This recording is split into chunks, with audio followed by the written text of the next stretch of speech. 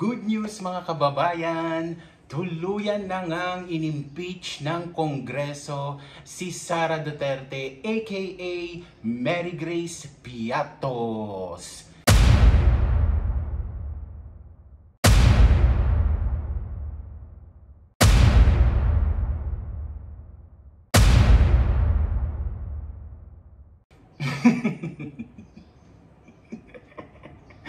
Pero ako talaga ay nalulungkot para sa mga DDS.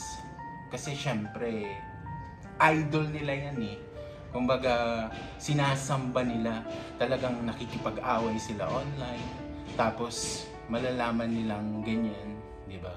So, mahirap tanggapin yon, di ba? Pero syempre, choice supportive bias, suporta hanggang huli, di ba? Sabi nga nila, di ba, sunugin mo man ang buhay, DDS pa rin talaga yan, no? Kumbaga, bulag na talaga sila sa katotohanan.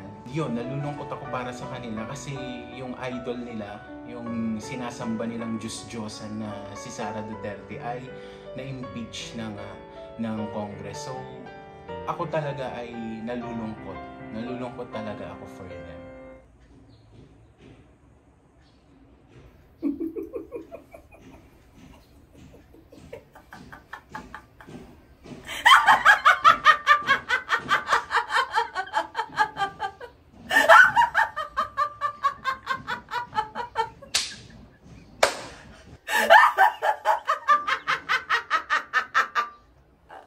Susunod na mangyayari guys is i-endorse na itong impeachment ni Sara sa Senado. And dun sa Senado magkakaroon na ng hearing. Ayan, alam naman natin na marami pa rin mga DDS na mga senador, yung sina Bato, sina Robin Padilla, yung mga yan. Pero sana guys, gawin nila yung tama and tanggalin na nila itong si Mary Grace Piatos.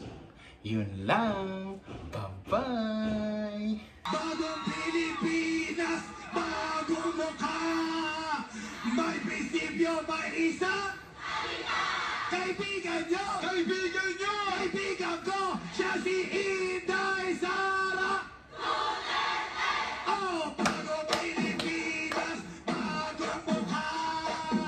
May prinsipyo, may isang salita.